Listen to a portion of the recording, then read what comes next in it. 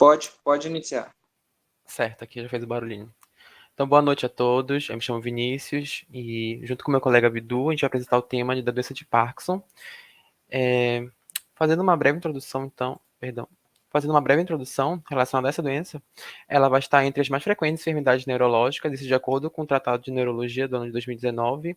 A primeira, a gente já imagina qual seja, né, que é a doença de Alzheimer. Então, a segunda mais frequente vai ser a DP, né, a doença de Parkinson. Ela é uma doença crônica e progressiva do sistema nervoso central, ou seja, com o avançar dessa doença, ela vai atacando mais tecidos e vai tendo sintomas mais avançados. E isso vai definir cada fase da doença e seu progresso. Então, ela é uma doença crônica e progressiva.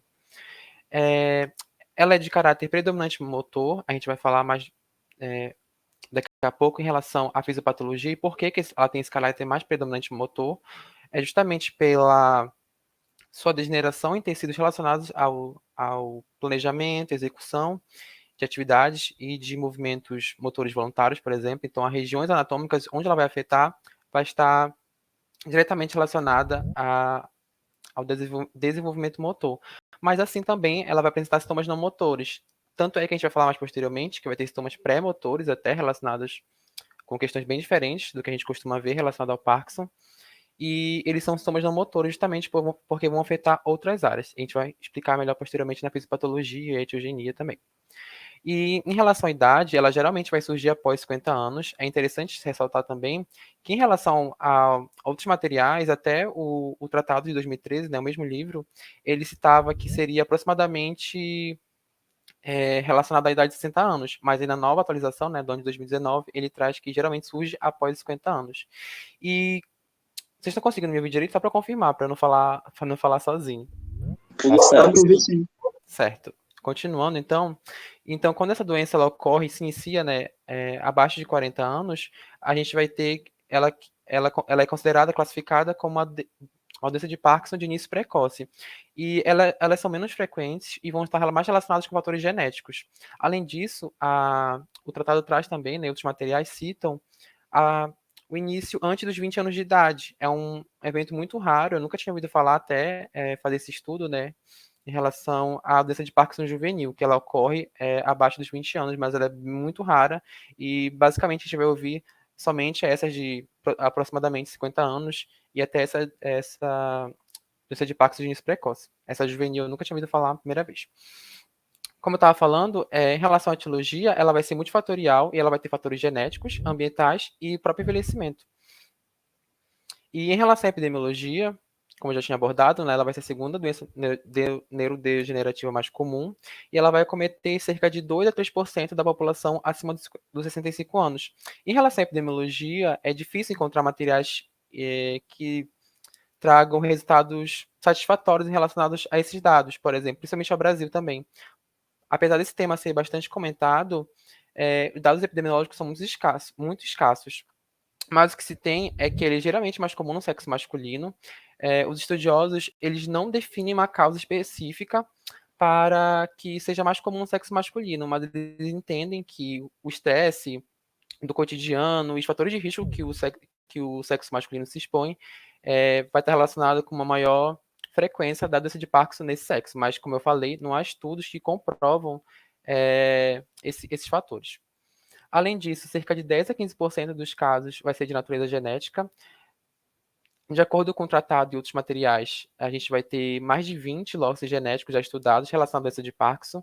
E quando a gente for falar um pouco de genética, não de forma mais aprofundada, né, que a gente vai focar em fisiopatologia e manifestações clínicas, mas quando a gente for falar de genética, a gente vê que ela pode ocorrer tanto de forma recessiva quanto de forma dominante. E isso vai estar relacionado com o início do aparecimento dessa doença, né, do estabelecimento dessa doença no indivíduo. Ainda assim, falando sobre epidemiologia, a relação entre raça, ela não ficou muito bem especificada também. Por quê?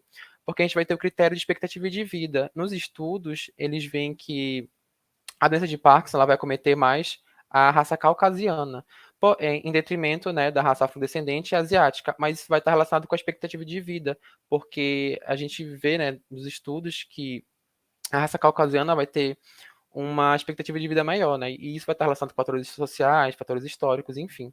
E então a gente não pode definir uma raça específica que vai ser mais frequentemente relacionada com a doença de Parkinson, pelos fatores que eu já mencionei. Então, de forma geral, ela vai acometer tanto homens e mulheres de diferentes raças, né?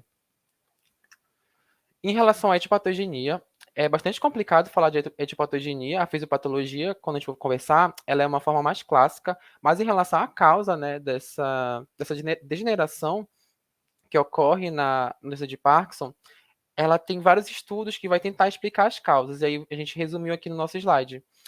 Tem a via intrínseca, que vai estar relacionada com o estresse oxidativo mitocondrial. A gente vai mostrar imagens, explicar melhor como ocorre essa via. E também tem a via não intrínseca, que vai ser dada por interações celulares que vão envolver a proteína alfa-sinucleína. Essa proteína vai estar relacionada com a formação de corpos de Levy, que a gente vai comentar também, e a neuroinflamação. E, portanto, por conta dessa proteína, né, a doença de Parkinson ela vai ser considerada uma proteinopatia das classes das sinocleinopatias, juntamente com a demência de corpos de Levy, como eu estava comentando. De forma ou de outra, tanto na via intrínseca ou na via não intrínseca, elas vão levar à morte neuronal, que é a fisiopatologia clássica da doença de Parkinson, que é a neurodegeneração dos neurônios dopaminérgicos da via nicostriatal. E a gente vai mostrar melhor nos próximos slides. Bom, e como a gente está comentando sobre a etiopatogenia, eu falei sobre a via intrínseca relacionada ao estresse mitocondrial.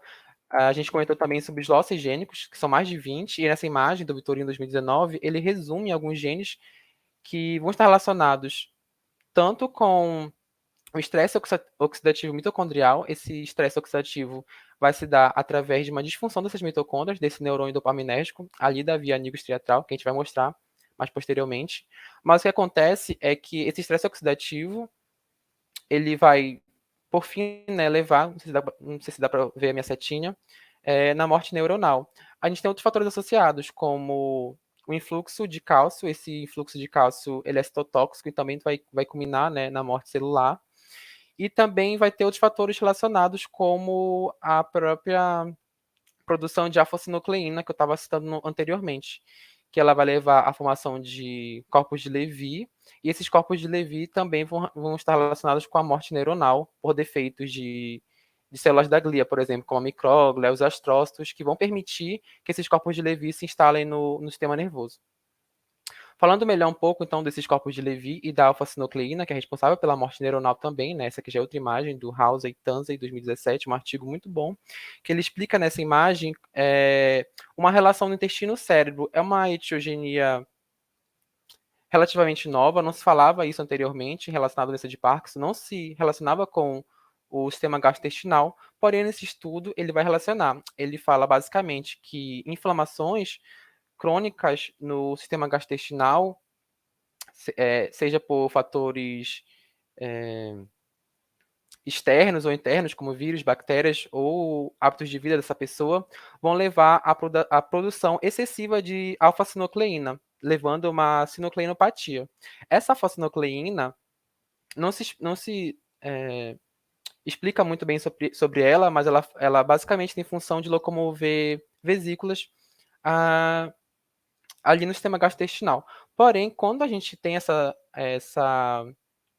hiperexpressão do gene que vai produzir essa alfa-sinucleína, ela pode acabar chegando no sistema nervoso central. Aí essa imagem explica, né? No número 1, a gente vai ter o início dessa inflamação, e no número 2, essa inflamação lá vai piorando e também vai aumentando a permeabilidade do sistema nervoso central a essa alfa-sinucleína. E de acordo com a imagem, a gente pode ver que ela chega no sistema nervoso central através do nervo vago. Ainda assim, a gente vai ter a permeabilidade aumentada, né, da barreira hematocefálica, que ela não deveria permitir a entrada dessas alfa-sinucleínas, mas como a gente vê na doença, né, essa inflamação ela vai aumentar tanto a permeabilidade intestinal quanto a permeabilidade, perdão, da barreira hematocefálica. Ou seja, vai ter defeito em algumas células da glia, como eu já tinha comentado, como astrócitos, que vão permitir essa entrada pela barreira hematocefálica, e também da micróglia, que não vai conseguir remover de forma correta essa alfa-sinucleína. Então, ela vai se agregar em compostos fibrosos até formar os copos de Levy, que vão culminar na morte neuronal. E quando a gente for falar de doença de Parkinson, a morte neuronal ela vai ocorrer na substância negra, que eu vou comentar mais posteriormente. Mas a gente achou interessante mostrar que as causas que vão culminar na morte neuronal são diversas. Então, são vários estudos que são feitos, e esse eixo intestino-cérebro é muito interessante citar. Bom, agora falando propriamente da fisiopatologia, né? A fisiopatologia clássica da doença de Parkinson é, como eu já tinha mencionado, a morte neuronal dos neurônios dopaminérgicos da substância negra. Mas antes da gente falar disso, propriamente dito, a gente tem que revisar algumas vias do circuito motor. E a gente vai falar dos núcleos da base, que eles vão estar relacionados com o planejamento de movimentos, execução, amplitude e até relacionado ao processo cognitivo nesse planejamento de movimentos, né? Então, basicamente é isso. E nesses núcleos da base, a gente vai ter uma via direta e indireta que vão estar relacionadas com a substância negra, que vai modular o putamen. A substância negra, ela modula o putamen de duas formas. O neurotransmissor principal vai ser a dopamina, como eu já tinha mencionado, e os receptores relacionados ao putamen vão ser dois, o D1 e o D2. Caiu? Oi, alô? Estão me ouvindo? Não, agora eu tô ouvindo. Sim. Certo. Então, só ressaltando o que eu estava falando, a substância negra vai modular o putamen através de dois receptores, o D1 e o D2. E esse D1 e D2 vão estar relacionados com a sua expressão pela via direta e pela via indireta. O D1 vai estar relacionado com a via direta e o D2 vai estar relacionado com a via indireta. O que basicamente, resumindo, né, o que ocorre na via direta é que ela vai ser proporcional ao movimento do sistema locomotor, ou seja, ela vai excitar, ela vai estar a favor do movimento no sistema locomotor. Já a via indireta, ela vai estar relacionada com inibição, ou seja, o controle do sistema locomotor pela via direta e indireta vai ser ou inibindo ou excitando de acordo com o que a pessoa necessita. Então, esse controle é necessário das duas vias. Nenhuma pode se sobrepor à outra, né? Elas têm que trabalhar em conjunto. E aí, quando eu tenho a doença de Parkinson, que vai afetar justamente a substância negra, ela vai atuar tanto na via direta quanto na via indireta. E isso vai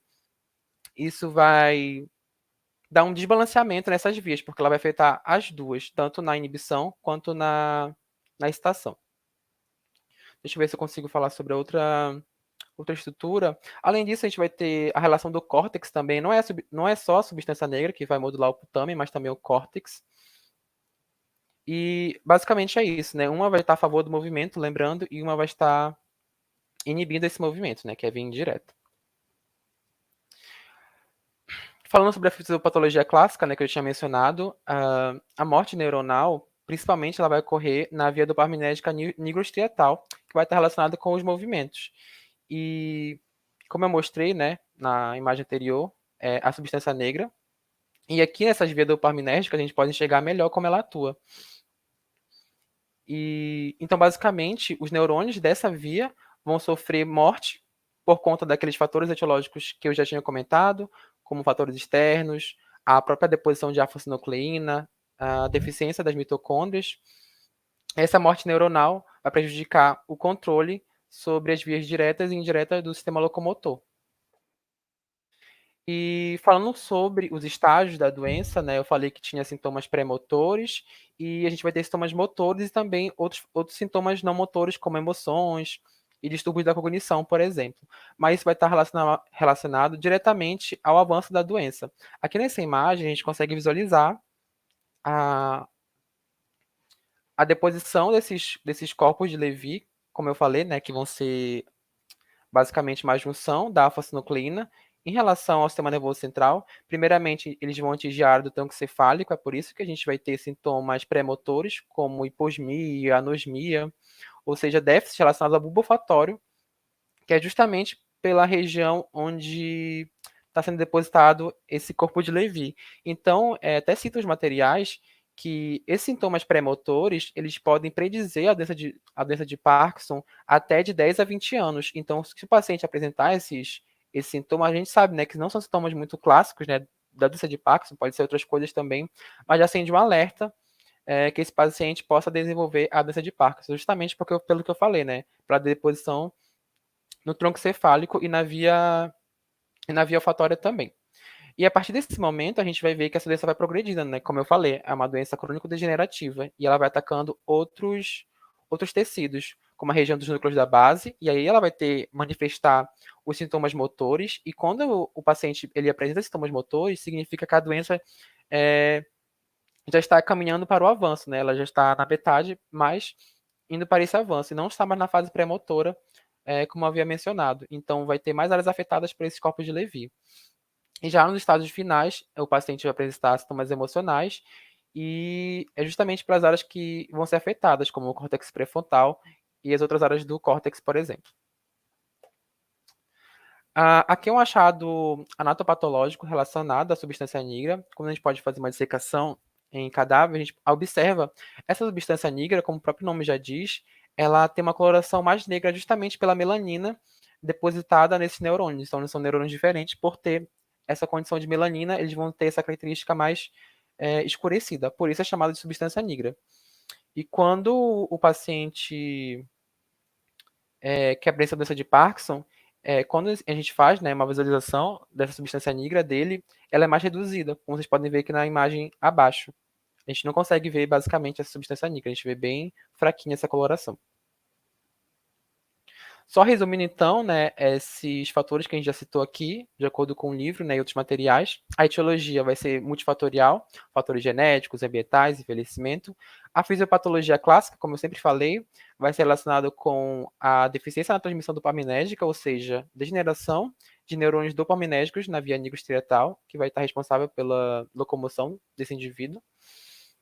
A etiopatogenia vai estar relacionado com a alfa-sinucleína, que vai, em um estágio mais avançado, formar corpos de Levy, e também não está aqui nesse quadro, mas também uma formação naquelas mitocôndrias também, que vão levar à morte neuronal. E resumindo então, os achados anatomopatológicos, a gente vai ter a perda neuronal e a presença de corpúsculos de Levy. Boa noite, pessoal. Sou o Vitor aqui. A respeito, dando continuidade, a respeito das manifestações clínicas, a gente vai ter que a manifestação clínica vai ser a síndrome parkinsoniana, que envolve uma série de sinais e sintomas que vai estar presente desse paciente devido ao comprometimento da via dopaminérgica nigroestrial.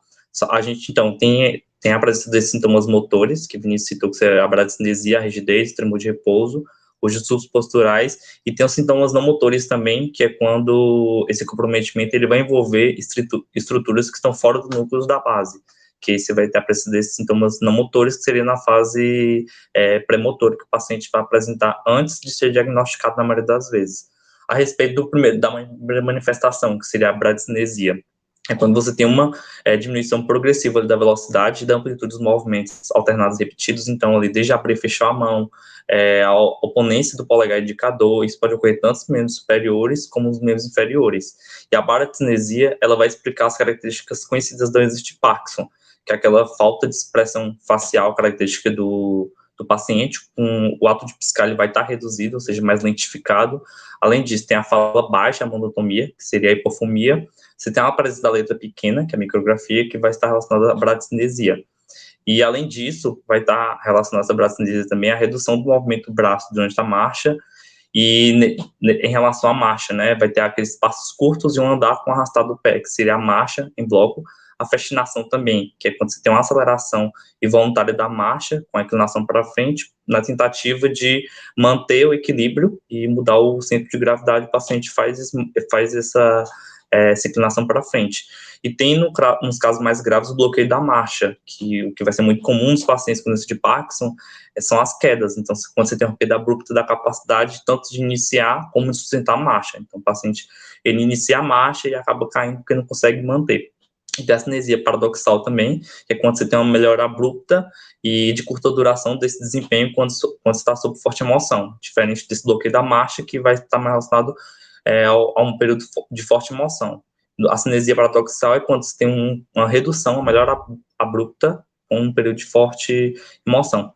Além da bradicinesia, tem a presença da rigidez também, que vai ser característico, é quando tem esse aumento do tônus muscular, então dos movimentos mais lentos, que seria a hipertonia plástica, e aí pode ter aquela rigidez em roda deteada, que vai ser muito característico, quando o tremor ele vai estar sobreposto ou quando tem a rigidez de cano de chumbo. Quando tem a ausência de tremor, somente vai estar presente a rigidez no caso. E a articulação do punho, como vai ser mostrado no próximo vídeo, vai ser a melhor para detectar essa rigidez em roda denteada. E a rigidez vai ser ativada ali, acentuada na avaliação da clínica, quando se pede, quando se faz, né, o teste de Froment, que você solicita que o paciente ele, mova o membro oposto a que está sendo examinado. Então, vamos supor, a gente está examinando o braço direito, você pede que o paciente faça um movimento na mão esquerda. Quando ele fizer esse movimento, vai apresentar uma rigidez mais intensa, por conta dessa diferença. Além disso, tem a presença do tremor de repouso também, que seria um movimento tanto voluntário, rítmico e oscilatório. Pode ser desde 4 a 6 movimentos por segundo, então o paciente ele fica tremendo de forma intensa, e seria uma das mais reclamações que os pacientes fazem a respeito dos sintomas relacionados à doença de Parkinson, porque afeta muito o cotidiano, as atividades diárias, e vai estar presente quando o membro estiver em repouso de completo, e vai reduzir quando o membro vai se ocupar e estiver em uma nova posição. Então, quando o paciente ele busca esse movimento, acaba reduzindo esse tremor. Então, por isso que alguns eles tentam manter um movimento maior para reduzir esse tremor que incomoda bastante. O tremor isolado na cabeça da doença de Parkinson, ele vai ser incomum, ou seja, bem raro, e vai ser um alerta para outros diagnósticos de outras causas atípicas de doença de Parkinson, né? Além disso, você tem os distúrbios posturais também, que seria a postura flexionada dos membros e do tronco, que é aquela postura símia abaixada, que eu citei relacionada à marcha também. E a avaliação clínica, já relacionando a questão do diagnóstico, a gente, o médico, né, na avaliação, inclui aquele teste de puxão, que o examinador, ele, de forma abrupta, ele puxa o paciente para trás e vai estar pronto para segurá-lo em caso de uma queda. Isso vai avaliar a capacidade do doente de contrariar esse desequilíbrio imposto. Então, ele, na tentativa de impedir que ele caia, ele vai conseguir. Só que no caso da doença de Parkinson, ele não consegue e acaba caindo. Seria esse teste do puxão.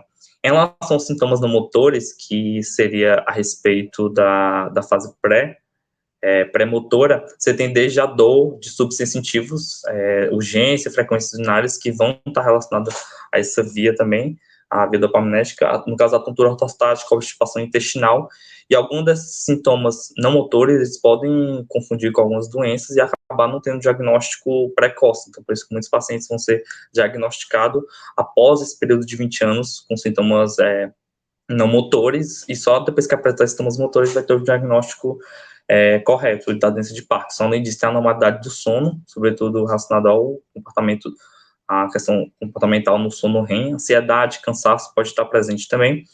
E tem as complicações terapêuticas farmacológicas, que a gente vai ter o principal medicamento, que seria o levodopa, vai ter algumas consequências desse medicamento, que são sintomas não motores, que eu vou explicar mais para frente. Pode passar.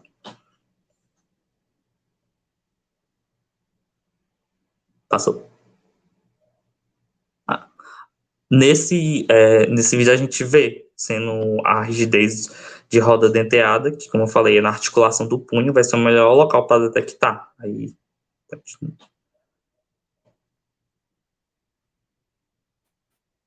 Pode passar?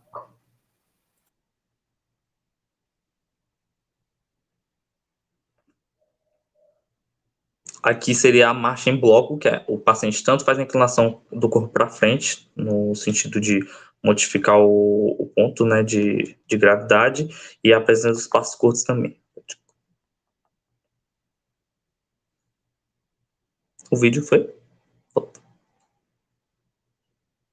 Adianta.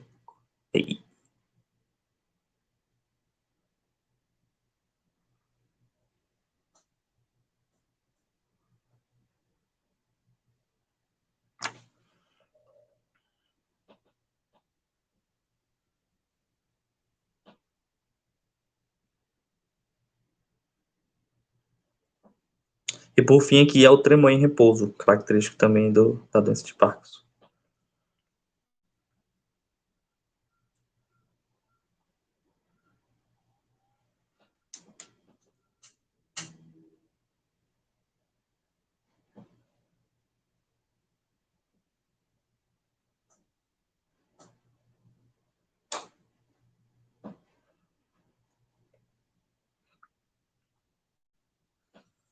Quando se fala na questão do diagnóstico, é importante ressaltar que o diagnóstico da doença de Parkinson ele vai ser basicamente clínico, ou seja, é importante analisar toda a clínica do paciente, todo o seu histórico das manifestações clínicas, e os exames complementares eles só vão ser responsáveis por uma exclusão de diagnóstico ali do Parkinson atípico e de outras causas também, como os cálculos de Levy. Então, basicamente, vai ser a avaliação clínica do paciente. A gente tem um primeiro passo, que seria a caracterização da síndrome parkinsoniana.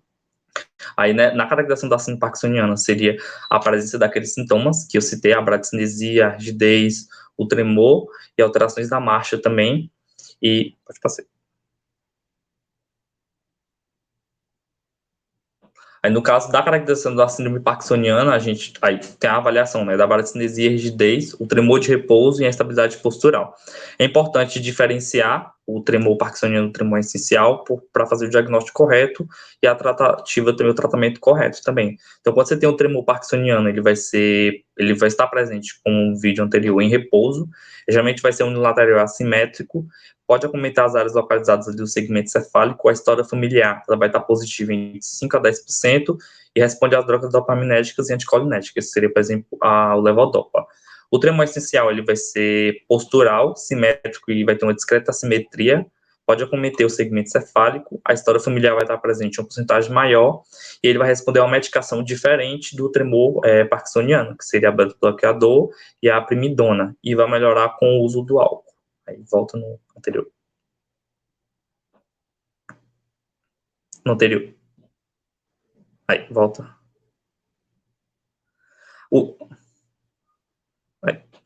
O segundo passo seria a definição etiológica. Então, a gente vai fazer aquela exclusão. Por exemplo, reconhecimento de causas específicas seria o parkinsonismo secundário ou aquelas formas atípicas de parkinsonismo degenerativo. Então, você tem desde a atrofia de múltiplos sistemas, a paralisia supranuclear progressiva também, a degeneração córtico-basal. Então, nesse segundo passo, a gente faz a... Sumiu para mim aqui. Voltou? Agora é que eu pensei que tinha sumido para todo mundo. Aí dando continuidade, né, a definição etiológica, aí em pacientes que, com formas de início precoce, como está no slide, a gente tem que excluir as doenças aerodegenerativas, identificar formas genéticas da doença de Parkinson também, para não tratar uma doença que não é realmente a doença de Parkinson. No terceiro passo, tem a boa e persistência resposta à levodopa, ou seja, é necessário fazer uma confirmação do diagnóstico com base na resposta terapêutica e a evolução do paciente. Vai ser um critério obrigatório para confirmar esse diagnóstico, ou seja, a evolução da doença de Parkinson, ela vai ser lenta, e sobre o tratamento, quando estiver em processo de tratamento, os pacientes eles vão se manter independentes pelo menos os 5 primeiros anos, após a instalação das manifestações motoras da doença de Parkinson. Aí, diante de uma evolução desfavorável com mutações motoras, por exemplo, graves, após poucos anos do início da doença, o diagnóstico de doença de Parkinson geralmente vai ser colocado em dúvida, porque não costuma ter uma evolução tão rápida e agravar de forma tão rápida. Então, seria e mesmo com a utilização da medicação, se utilizar a medicação e você não tem uma regressão dos sintomas, pense em outras causas desse tremor, da bradicinese, dos sintomas característicos da doença de Parkinson. Pode passar.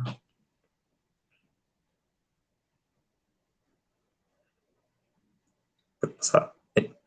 Aí, a respeito dos exames complementares, eles vão ser mais utilizados para a exclusão dos diagnósticos diferenciais.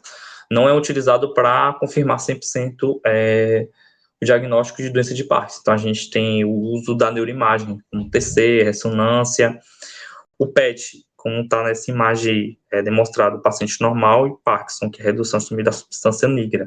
Vai estar presente também, o PET ele é bem utilizado nessa diagnóstico diferencial. Aí, no caso do PET, você tem uma distinção entre a doença parkinsoniana e aquelas síndromes parkinsonianas atípicas. No caso do PET, é um exame que vai utilizar um radiotraçador e ele vai avaliar o metabolismo regional da glicose. Aí você tem essas alterações típicas do metabolismo regional da glicose em pacientes com doença de Parkinson, vai ser um hipometabolismo temporoparietal, posterior, occipital, e pode estar presente também no frontal, especialmente quando você tem a doença de Parkinson associada ao comprometimento cognitivo. Então, vai ter essas alterações no metabolismo da glicose e vai ser diagnosticado nessa imagem. Tem um SPECT também que pode ser utilizado a ultrassonografia transcraniana, a cintilografia cardíaca e o exame de olfato, porque, como o Vinícius falou, pode afetar as vias olfativas também, que seria que o paciente pode apresentar, tanto assim, sintomas, né, premotores relacionados à questão do olfato. Pode passar. A respeito dos critérios, tem um critério diagnóstico que é bastante utilizado, que foi formulado pela Sociedade Internacional de Parkinson e Desordem do Movimento, que foi proposto em 2015, que foi uma atualização de um outro critério que era utilizado há 25 anos. Aí, no caso, nesse critério, a gente utiliza-se a história clínica e o exame objetivo para iniciar a investigação. Então, para ter um início ali, para caracterizar o parkinsonismo, você tem que ter uma bradicinesia e pelo menos um dos sintomas, né, que seria tremor de repouso ou rigidez. Quando você não tem nenhuma da caracterização desse parkinsonismo, então já exclui a doença de Parkinson. Se tiver presente, a gente vai avaliar os critérios de exclusão absolutos, que eu vou falar posteriormente. Se tiver algum critério de exclusão absoluta, ou seja, esses critérios fazem com que a doença de Parkinson seja 100% excluída. Se não tiver, mas ele tiver acima de 2 red flags, que são aqueles sinais vermelhos, o paciente e tiver a presença desses sinais mais de 2 sinais vermelhos, a gente exclui a doença de Parkinson. Se não tiver, você tem 2 probabilidades, que seria a doença de Parkinson clinicamente estabelecida, que é pelo menos 2 critérios de suporte, e a ausência dos red flags. E a doença de Parkinson provável, ou seja, não 100% diagnosticada, quando você tem um red flag, mais um critério de suporte, ou 2 red flags e 2 critérios de suporte. Pode passar. Aí, que em relação aos critérios de exclusão absoluta, não vou citar todos, porque já está aqui nesse gráfico, né? Você tem os sinais inequívocos de atingimento cerebroso, ou seja, ataxia da marcha, ou de um membro, sacadas hipermétricas. Além disso, você pode ter demência frontotemporal, variante comportamental, ou afasia primária progressiva, entre outros, que estão demonstrados. Desses critérios, a presença de qualquer um deles exclui a doença de Parkinson. Os red flags vai ser utilizado para a confirmação, ou seja, da provável ou da confirmação 100% diagnóstico. Seria a progressão rápida da incapacidade para marcha no uso de cadeira de rodas, que, como eu citei, a doença de Parkinson ela não costuma progredir de forma tão rápida e grave nesse paciente, geralmente vai ser de forma mais lenta. Aí você tem a ausência de progressão também ao longo de 5 anos, ou seja, tanto a ausência como a rápida progressão é um sinal de alerta, no caso, entre outros. Vai passar.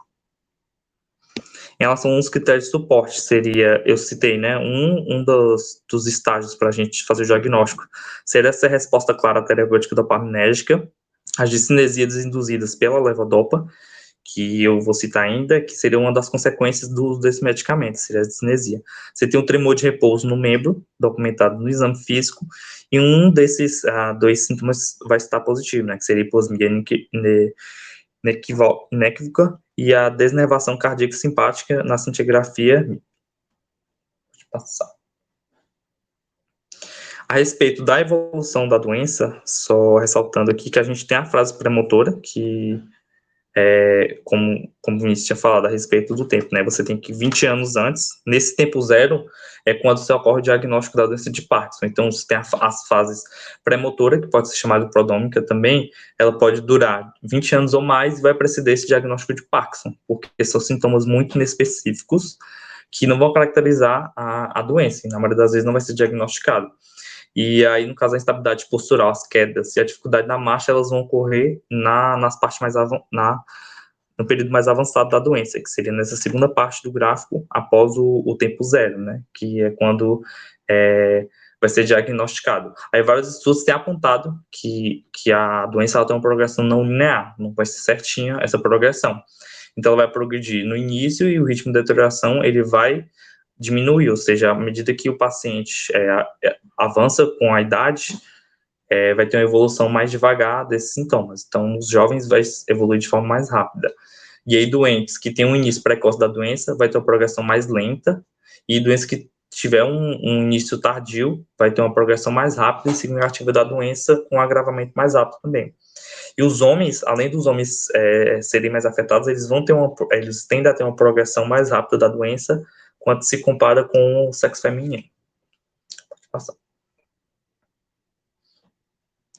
A respeito do tratamento, Então, a gente tem é necessário fazer um manejamento da fase inicial e se tem um manejo da fase avançada. Então, tem o tratamento, desde o tratamento farmacológico, o não farmacológico, e tem um tratamento cirúrgico que, se eu não me engano, ainda não foi feito aqui no Amapá, mas ele é realizado em outros hospitais do Brasil, sobretudo nas capitais, mas não é tão disponível esse...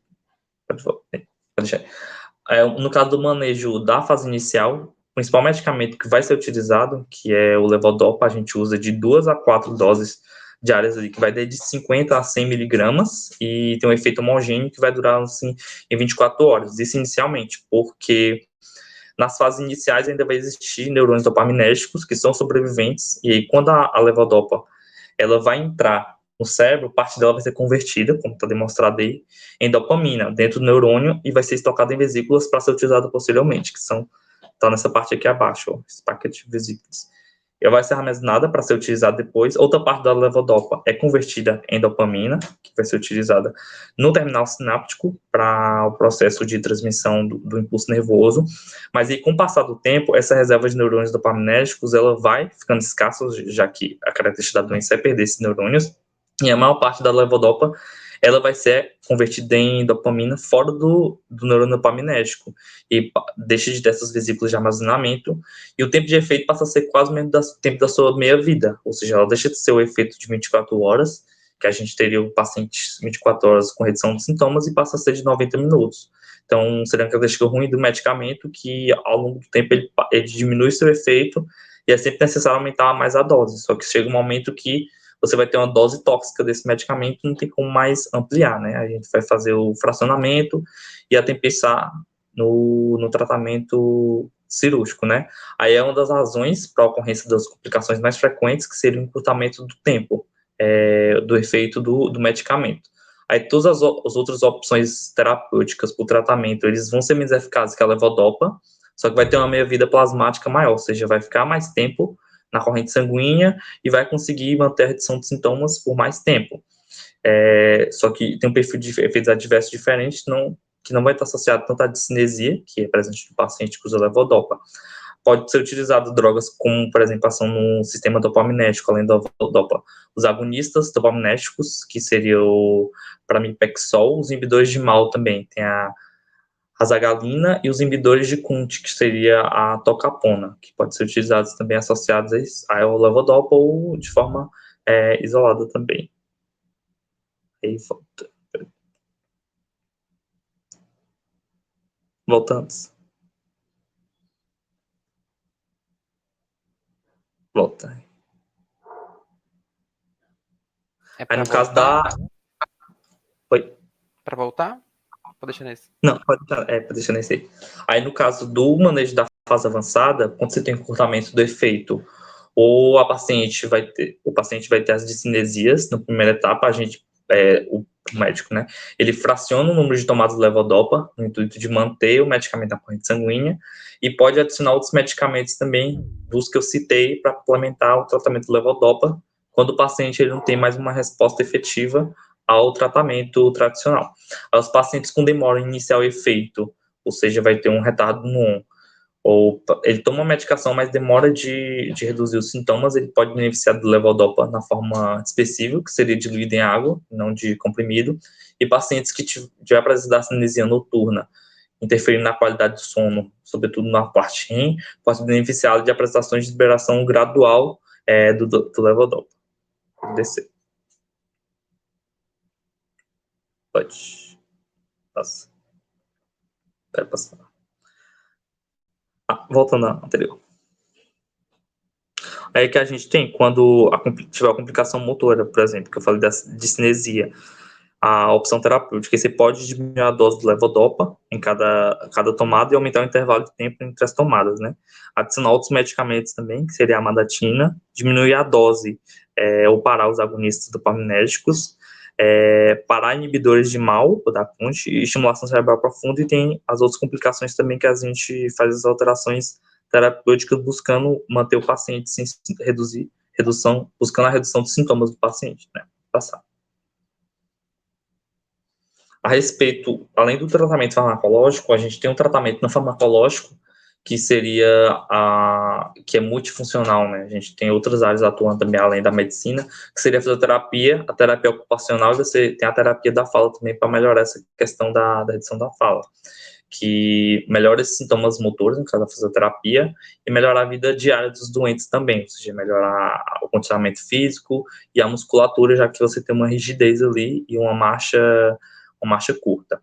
A fisioterapia e o exercício, eles têm comprovação, porque tem um potencial neuroprotetor, aí tem evidências de estudos em animais, com o exercício e a atividade física, eles induzem a neuroplasticidade, então é importante para esse paciente com doença de Parkinson, porque tem libertação de neurotrofinas, tem a modulação dos receptores também, e dos neurotransmissores e o crescimento dos neurônios, então isso é um importante mecanismo para tratar esses pacientes também.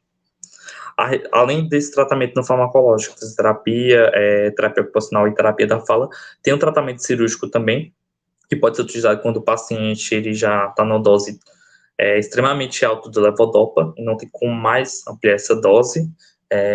Além disso, pacientes que não têm redução, não têm resposta terapêutica ao medicamento, então eles continuam com sintomas e necessita parar e ter uma redução importante de sintomas. Aí tem um tratamento cirúrgico, que seria a estimulação cerebral profunda, o ECP, chamado também de DBS, e no caso, mesmo com a utilização da cirurgia, desse tratamento cirúrgico, o paciente tem que manter doses, mesmo que sejam baixas, do medicamento. Aí a principal indicação é quando tem as complicações motoras também a longo prazo, apesar da memória, uma melhor combinação de drogas antiparkinsonianas, e pode ser feito com cirurgias ablativas, além do DBS que eu citei, que é a estimulação cerebral profunda, que seria a talomotomia, a palidotomia, entre outras, né? Aí, no caso, o tratamento cirúrgico principal, que seria a estimulação cerebral profunda, tem um dispositivo implantável, que ele suporta uma bateria para gerar esses impulsos elétricos, então vai ficar emitindo os impulsos elétricos, como está mostrando essa imagem aqui, de forma pulsátil e provocar uma estimulação neuronal em zonas particulares do cérebro. A principal área que vai ser utilizada vai ser a subtalâmica, então você vai inserir esse eletrodo na área subtalâmica e aí o aparelhinho vai ficar emitindo esses impulsos elétricos para manter aquela área ativada. Pode ser realizada também na área talâmica, quando você tiver um tremor severo, e geralmente vai ser utilizado na área subtalâmica. Aí a corrente elétrica que é enviada para esses eletrodos do dispositivo vai induzir a despolarização neuronal, então a respeito ali da transmissão do impulso nervoso. Aí quando você tem a despolarização, vai gerar os potenciais de ação, quando tem abertura de canais de sódio dependentes, e com isso vai afetar principalmente o oxônio, a estrutura, e vai interromper as variações oscilatórias dessa estimulação neuronal, vai manter, ou seja, por isso que tem que ser de forma constante e oscilatória essa estimulação. Mostrando aqui que seria a área subtalâmica, onde o eletrodo ele vai ficar localizado para ver esse estímulo. É uma cirurgia invasiva, mas como o cérebro a gente sabe que ele não sente dor, ela não vai incomodar o paciente, aí utiliza anestesia geral. Pode passar. Esse vídeo mostra o paciente que antes de ter feito a cirurgia e após ter feito a cirurgia de estimulação profunda. Aí nesse primeiro vídeo a gente vê como é que era a marcha dele. Marcha lenta, alteração postural.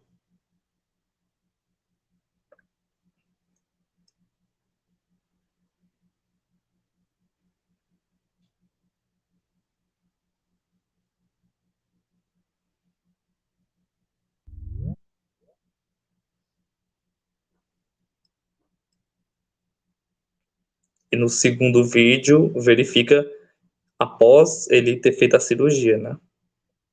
De DBS, como é que seria.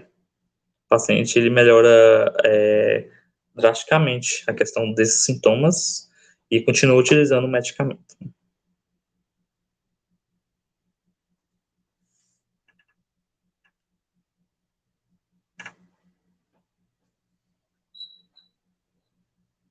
Essas foram as referências que a gente utilizou. A gente utilizou tanto tratado, só que o tratado de neurologia tem algumas partes que estão desatualizadas, e a gente buscou outros artigos também que trouxessem atualizações mais importantes sobre tanto medicamento como questão de diagnóstico. Ok. Vamos lá, deixa eu fazer alguns comentários aqui. Primeiro, em relação à parte... Quem fechou aí? Abre de novo Vou colocar aqui.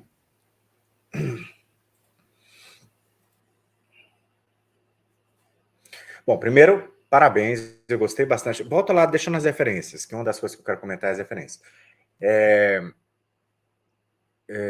Gostei bastante da apresentação, tá?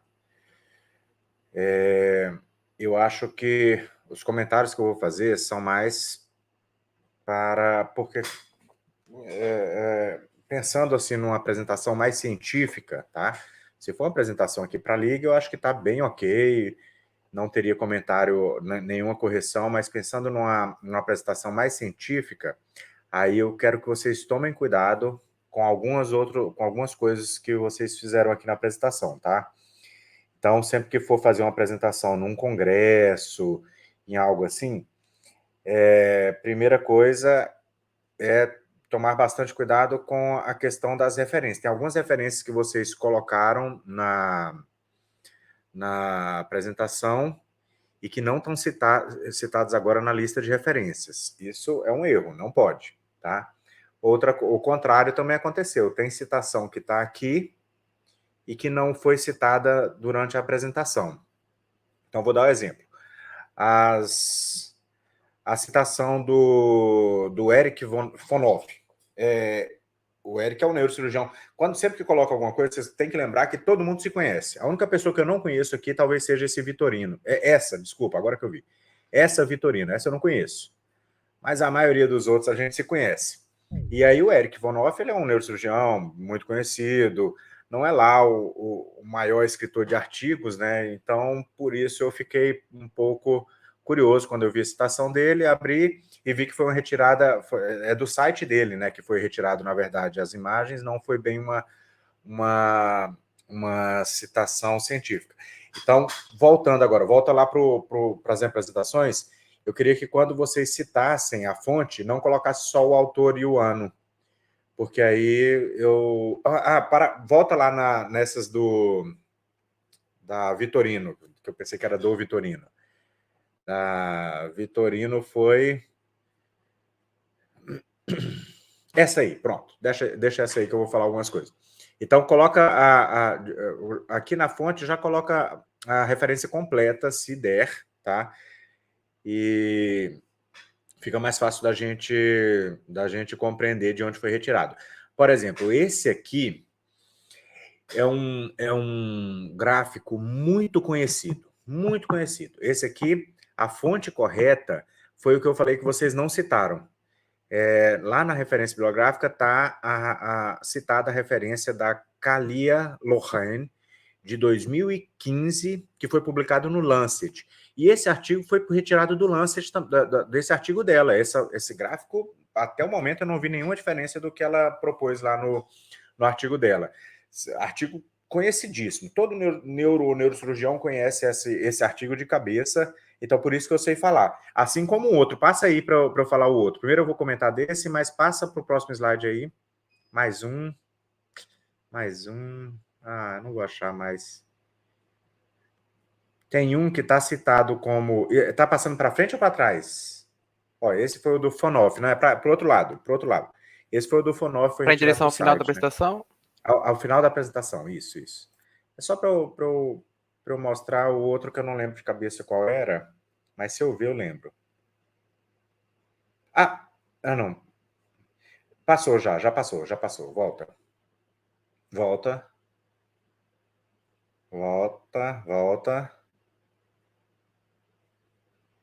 Ué, volta. Aí. Esse aí também, quando eu comecei a ver que tem muito Vitorino ali também, eu falei, esse trabalho do Vitorino está muito completo, né? Eu espero que ele tenha citado, ela tenha citado, ela deve ter citado, se for um trabalho, e pelo que eu vi ali é um trabalho português, né? Mas ela deve ter citado. Então, esse artigo, esse gráfico é retirado de um artigo do Abbott, que foi publicado no Nature. O da Kalia Lohan foi no Lancet e esse no Nature foi de 2010, tá? A Beatriz Vitorino deve ter citado isso. Então, quando a gente vê uma citação de uma citação e pegar daquele artigo, quando você for colocar a fonte, você vai colocar já a fonte primária, o autor mesmo. Ela deve ter utilizado isso no trabalho dela para poder fazer a montagem. Eu não sei o que foi. Depois eu vou até procurar, mas deve ter sido alguma coisa de algum trabalho de revisão ou trabalho de conclusão de curso, alguma coisa assim. Então ela deve ter citado e são trabalhos muito importantes e muito conhecidos, tá? Outro que não foi citado lá no final são os trabalhos do Braak, que tem um gráfico lá no começo, já foi na parte do Vinícius Vilhena. Lá no começo tem um gráfico que mostra os estágios de Braak. Esse trabalho, pessoal, ele ficou assim, só para vocês entenderem a cronologia. Lá para os anos 2000, o Braak descreveu que havia realmente algum depósito de alfa-sinucleína no intestino de pacientes e que esse depósito nos pacientes, mesmo em fase precoce, ele já estava muito presente no intestino. É isso aí, olha, lá em cima está falando os estágios de Braak, aqui embaixo não está falando qual foi a fonte, tá? E aí ele publicou isso e ele demonstrou isso, mas não foi muito falado na época, não. Esse trabalho, ele explodiu em 2015. Todo mundo começou a citar ele de novo por causa daquele artigo do Lancet. Aquele artigo interessantíssimo, vale a pena ler, que ele fala da etiologia. Eu gostei do que falou da etiologia, tem algumas curiosidades, tá, da etiologia da doença de Parkinson. Ele tem alguns fatores protetores, alguns fatores que são fatores de risco. Então, quando a gente fala de fatores de risco, e foi por isso que esse trabalho ficou tão importante depois, porque quando a gente fala em fatores de risco para a doença de Parkinson, o artigo do Lancet ele fala que a exposição a pesticidas era um fator de risco, morar em área rural era um fator de risco, profissão de agricultores era um fator de risco, e beber água de fonte era fator de risco. Tinha outras coisas, trauma na cabeça, tinha outros fatores de risco, mas tinham 4 que o pessoal falou, poxa, está aumentando a incidência de fator de risco e tem de doença de Parkinson, e tem 4 fatores de risco que estão relacionados ou à área rural, ou a pesticida, ou a água que ele está bebendo, que provavelmente foi contaminada por pesticida. E aí lembraram não, aí foi linkado com o trabalho do Braak, que falava que o começo da doença de Parkinson começava ali pelo intestino mesmo, né? Então, ele mostra esses fatores de risco e mostra uma correlação com a etiologia, que provavelmente a gente está se alimentando com alguma comida que está fazendo essa incidência da doença de Parkinson aumentar. E isso é um sinalzinho assim que todo mundo ficou de olho e se estudou bastante, publicou bastante. Esses trabalhos que vocês citaram provavelmente já foram de depois do trabalho do Lancet, né, da Kalia Lorraine. Lá no final tá citado ela, mas eu esperei aqui durante esse aqui, não tem nenhuma citação. Em compensação, tem fatores protetores que são interessantíssimos. A doença de Parkinson é uma doença que o fator protetor dela, fator protetor descrito e conhecido, é o tabagismo e o alcoolismo.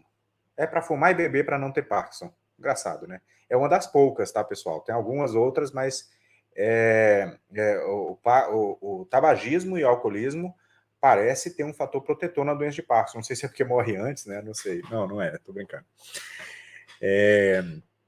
Então, só para tomar cuidado em relação a isso, como vocês já foram bem mais científicos assim, tá? Eu adorei a apresentação, foi muito boa. Então, eu quero só chamar a atenção para essa questão das referências.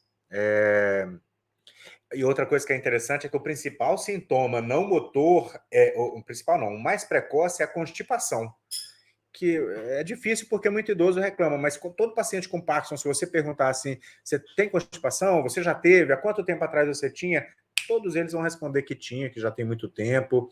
Então, talvez o primeiro sintoma não motor a aparecer nos pacientes, e aí tem aquela correlação com o trabalho de Braak e com os estudos que vieram depois, tanto do Abbott em 2010 quanto o da Kalia Lorraine em 2015, tá?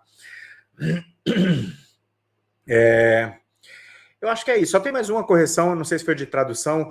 quando é muito difícil da gente falar subtálamo, normalmente a gente se refere a ele como núcleo subtalâmico, tá?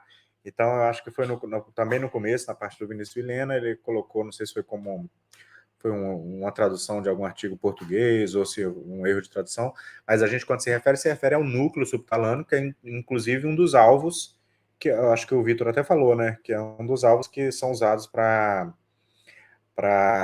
a estimulação cerebral profunda, ok? Os alvos da estimulação cerebral profunda são alvos diferentes do que a gente faz com as cirurgias ablativas. Então, na minha residência, eu tinha muita cirurgia ablativa e pouca cirurgia de estimulação. E a cirurgia ablativa a gente usa para cortar a comunicação daquelas vias que inibem. Se corta as vias que inibem, fica mais estímulo positivo para a produção de dopamina, tá?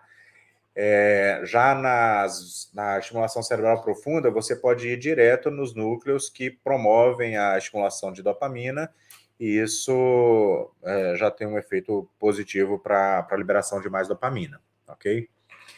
Parabéns, Vinícius, parabéns, Vitor. Eu acho. Alguém mais tem algum comentário ou alguma dúvida? Obrigado, professor, pelas correções e pelos elogios. Muito obrigado. Obrigado, professor, também. Vinícius, acho que podemos encerrar então, né? Alguém tem mais alguma dúvida? Tudo certo. Professor, se ninguém tiver uma dúvida, acho que a gente pode encerrar sim. Muito Perfeito. obrigado pela presença Obrigado, do gente. senhor e pelos comentários também. Pessoal, é isso. Não esqueçam do link de presença, eu coloquei no chat aqui, tá? Aí respondam. E é isso aí. Parabéns aos meninos, a aula foi excelente e boa noite a todos. Obrigado, valeu. Boa noite, pessoal. Obrigado, boa noite, pessoal. Muito obrigado. Alô, boa noite.